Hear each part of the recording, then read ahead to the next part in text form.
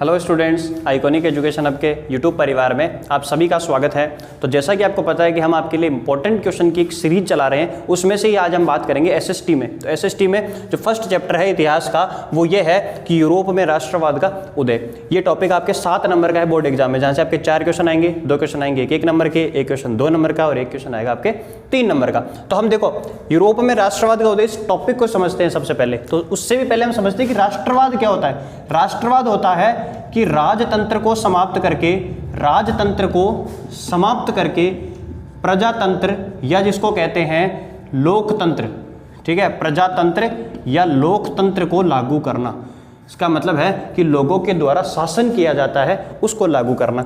ठीक है, अब हम यूरोप में राष्ट्रवाद का उदय पढ़ रहे हैं, तो इसका आपको केवल और केवल क्वेश्चंस पे हम डिस्कस करेंगे। तो जो पहला क्वेश्चन है वो ये है कि यूरोप में जो राष्ट्रवाद हुआ था वो किस देश से स्टार्ट हुआ था। राष्ट्रवाद का प्रारंभ किस देश से हुआ, तो किस देश से हुआ था, पहला क्वेश्चन ये है आपका। तो जब 19वीं शताब्दी से ये लगभग शुरू हो गया था, और जब फ्रांसीसी क्रांति चल रही थी 1789 ईस्वी में, कहाँ, फ्रांस में, तब राष्ट्रवाद का उदय हुआ था, यानी कि फ्रांस से यूरोप में राष्ट्रवाद का प्रारंभ हुआ था। ठीक है, अब हमारा अगला जो क्वेश्चन है वो ये है कि नेपोलियन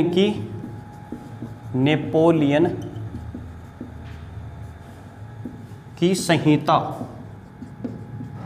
संहिता से तात्पर्य है, संहिता क्या होता है, संहिता का मतलब होता है कानून, एक विशेष कानून। ठीक है, तो अब इसमें से आपके क्या क्वेश्चन पूछे जा सकते हैं कि नेपोलियन की संहिता या फिर कानून कब लागू हुआ था। तो कब हुआ था, ये हुआ था 1804 ईस्वी में। ठीक है, पहला ये हुआ था कि 1804 ईस्वी में हुआ था। इसका उद्देश्य क्या था, तो इसका उद्देश्य था कि ये जन्म विशेषाधिकार जो अधिकार थे उनको क्या किया, समाप्त कर दिया, और साथ ही में सभी के लिए न्याय के प्रति एक समानता स्थापित की। और उसी के साथ में इन्होंने क्या किया कि जो संपत्ति का अधिकार था उसको क्या किया, सुरक्षित कर दिया। ठीक है, तो नेपोलियन की संहिता 1804 में लागू हुई थी। उद्देश्य था कि सभी को न्याय मिले और संपत्ति का जो अधिकार है वो सुरक्षित रहे। अब हम बढ़ते अगले क्वेश्चन की ओर। अब जो हमारा अगला क्वेश्चन है वो ये रहेगा कि आपके इस चैप्टर में एक इंपॉर्टेंट नाम है, आपने पढ़ा है ये वाला, जूसेप मैत्सिनी। इसको कई जगह जोसेफ मैजिनी भी लिखा हुआ मिलेगा, तो दोनों एक ही हैं। इसके ऊपर हम चर्चा करते हैं क्योंकि इससे आपके पास बहुत सारे क्वेश्चन बनते हैं कि इसका जन्म कब हुआ, ये कौन थे, इन्होंने किया क्या क्या, वो सारी डिटेल हम पढ़ेंगे। तो सबसे पहले हम पढ़ेंगे इनका जन्म। तो जन्म कब हुआ था, इनका जन्म हुआ था 1807 ईस्वी में। और कहाँ हुआ था, तो जो जन्म स्थान है वो क्या है, वो है आप, जन्म स्थान है जेनोवा। जन्म स्थान जो है वो है जेनोवा। ठीक है, अब आता है कि जूसेप मैत्सिनी थे कौन, तो ये क्या थे, ये थे, कौन था, तो इसमें आता है इटली के क्रांतिकारी से मतलब है कि इन्होंने राष्ट्रवाद में अहम भूमिका निभाई थी, जिसमें से भी मोस्ट क्या था, मोस्ट था आपके था ये मोस्ट इटली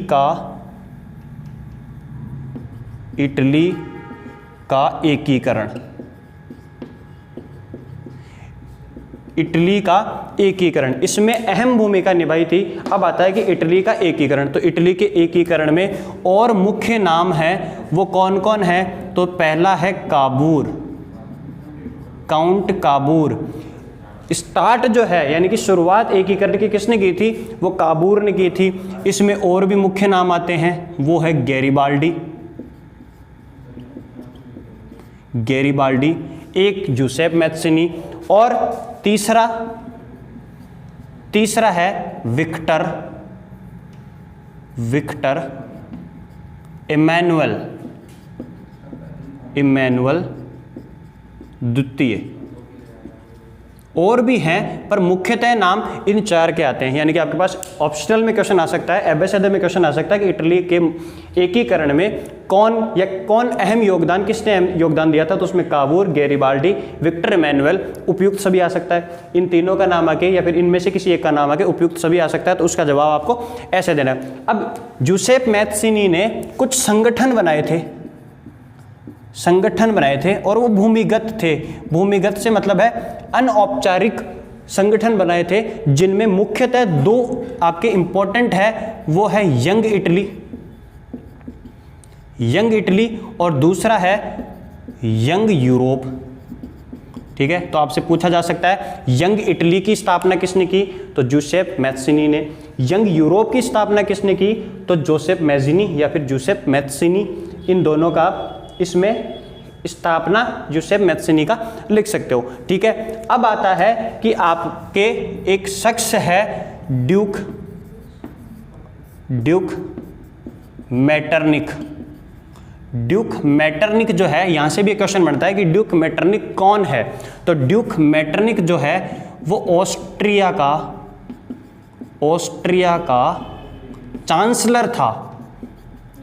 ऑस्ट्रिया का चांसलर। तो आपसे पूछा जा सकता है कि तत्कालीन, कब, जब इटली का एकीकरण हुआ था, तो तत्कालीन ऑस्ट्रिया का चांसलर कौन था, तो वो था ड्यूक मैटरनिक। ठीक है, ड्यूक मैटरनिक ने क्या कहा था, ड्यूक मैटरनिक ने जूसेप मैत्सिनी को समाज का दुश्मन कहा था।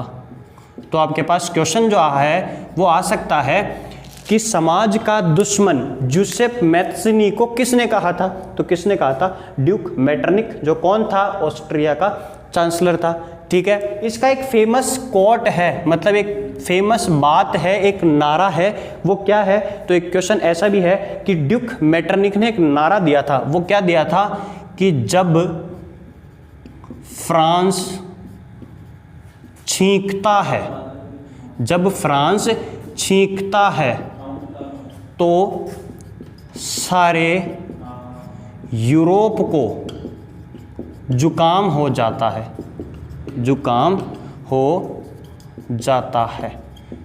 तो ये वाला भी आपके पास क्वेश्चन आया। ठीक है, वो क्या है कि जब फ्रांस छींकता है तो सारे यूरोप को जुकाम हो जाता है। ये वाक्य किसने कहा, तो ड्यूक मैटरनिक ने कहा। ड्यूक मैटरनिक कौन है, ऑस्ट्रिया का चांसलर है। साथ ही में समाज का दुश्मन कहा था जूसेप मैत्सिनी को ड्यूक मैटरनिक ने। अब हम चलते हैं अगले क्वेश्चन की ओर। अब जो हमारा अगला क्वेश्चन है वो ये है कि जॉल वेराइन नामक शुल्क संघ। तो अब जॉल वेराइन नामक शुल्क संघ से क्या क्या क्वेश्चन पूछे जा सकते हैं वो हम पढ़ेंगे। तो जॉल वेराइन क्या होता है, जॉल वेराइन एक जॉलवेरीन शब्द है, यानी कि एक शब्द है जॉलवेरीन शब्द किस भाषा का है, तो ये जर्मनी भाषा से लिया गया एक शब्द है जॉलवेरीन। इसका अर्थ होता है सीमा शुल्क संघ, यानी कि एक संघ स्थापित किया गया था, एक कर लगाया गया था। शुल्क का मतलब होता है टैक्स, कर, वो लगाया गया था। कहाँ लगाया गया था, वो जर्मनी में लगाया गया था। ठीक है, जर्मनी में क्या कहा गया था कि जर्मनी के जो राज्य हैं उनके जो सीमाएं हैं उनका जो टैक्स लगता है वो हटा दिया, जिससे क्या हुआ, एक मुक्त व्यापार क्षेत्र स्थापित हो गया वहाँ के लोगों के लिए। ये बेनिफिट रहा। और ये कब लागू हुआ था, तो ये कब लागू हुआ, ये हुआ था 1834 ईस्वी में। तो जॉलवेराइन से आपके पास ये क्वेश्चन पूछे जा सकते हैं कि जॉलवेराइन क्या है, तो जॉलवेराइन है कि एक सीमा शुल्क संघ है। और कब लागू किया गया था, तो ये 1834 में लागू किया गया था। अब बढ़ते हैं हम अगले क्वेश्चन की ओर। अब आता है हमारा अगला क्वेश्चन। तो जो अगला क्वेश्चन है वो है हमारा नेपोलियन की हार से रिगार्डिंग आपके पास क्वेश्चन आ सकते हैं। नेपोलियन की हार, ठीक है। तो नेपोलियन की जो हार है वो केवल एक ही बार हुई है, यानी कि नेपोलियन पूरे जीवन काल में एक बार हारा है। कब हारा था, वो हारा था 1815 में। कौन से युद्ध में, तो वो हारा था वाटरलू के युद्ध में। वाटरलू के युद्ध में। अब इसकी ठीक हार के बाद यूरोप में 4 देशों ने एक सम्मेलन आयोजित किया गया था। तो वो जो सम्मेलन है वो कहाँ आयोजित हुआ था? सम्मेलन कहाँ आयोजित हुआ था? वो हुआ था वियना में। वियना कहाँ है? ये ऑस्ट्रिया की राजधानी है अभी वियना। तो 1815 में जब नेपोलियन की हार हुई थी तो 4 देशों ने सम्मेलन किया था, वो कहाँ हुआ था? वियना में। ठीक है, 4 देशों ने मिलकर क्या किया था? एक सम्मेलन किया था। अब इस नेपोलियन को हराने में वो 4 देशों में से जो मुख्यतः देश थे वो कौन से थे? वो थे ब्रिटेन, पर्सा और रूस, जिनमें से 3 देश बहुत महत्वपूर्ण भूमिका निभाते हैं, जिसमें से भी पर्सा जो जर्मनी का सबसे ताकतवर राज्य है, सबसे ताकतवर देश है। तो इन तीनों ने मिलकर नेपोलियन की हार को सुनिश्चित किया था 1815 में। तो अब बढ़ते हैं हम अगले क्वेश्चन की ओर। अगला जो क्वेश्चन है वो ये है कि कार्बोनरी क्या है? कार्बोनरी क्या है? तो ये एक इटली का संगठन है, इटली का एक संगठन है, और ये जो संगठन है वो अनौपचारिक है।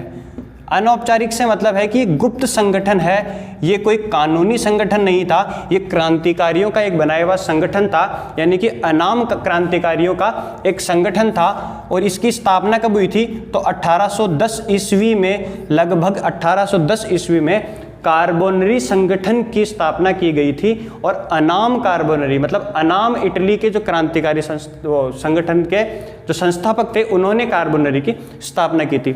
अगला क्वेश्चन है हमारा जर्मनी का एकीकरण। ये क्वेश्चन इंपॉर्टेंट है, जर्मनी का एकीकरण। तो जर्मनी का जो एकीकरण है वो कब हुआ था? तो वो हुआ था आपके, कब हुआ था? 18 जनवरी 1871 ईस्वी में हुआ था। ठीक है, किसके नेतृत्व में हुआ था?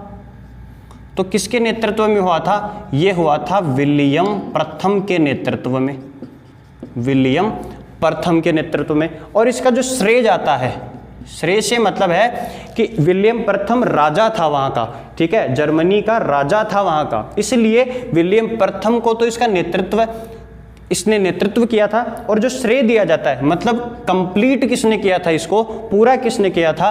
तो उसमें आता है ओटो वॉन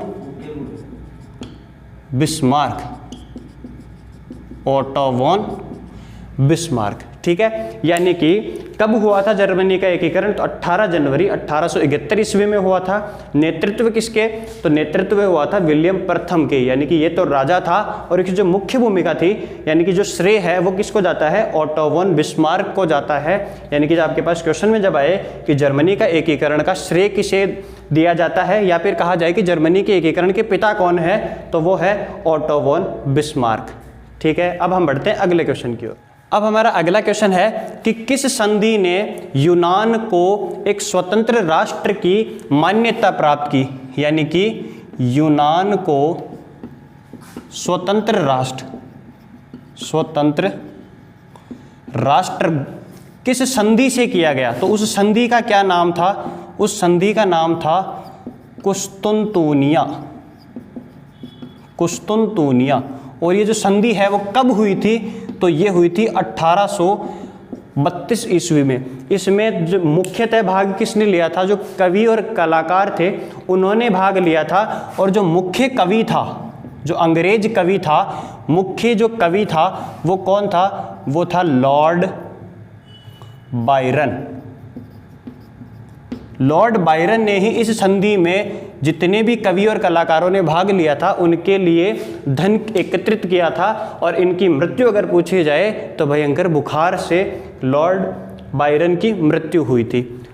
ठीक है, तो स्टूडेंट्स इसी प्रकार से हमारे 1, 1 और 2 यानी कि 3 नंबर के जो भी क्वेश्चन थे वो लगभग कंप्लीट हुए। यानी कि यूरोप में राष्ट्रवाद का उदय के इंपॉर्टेंट जो क्वेश्चन थे, जो आपके छोटे क्वेश्चन आ सकते हैं, वो कंप्लीट होते हैं। अब हम अगले वीडियो में बात करेंगे, अगले पार्ट में, कि आपके जो 3 नंबर के क्वेश्चन है, मतलब जो लघुत्तरात्मक क्वेश्चन आते हैं वो कैसे आते हैं। ठीक है, तो उसके लिए आपको अगला पार्ट मिलेगा।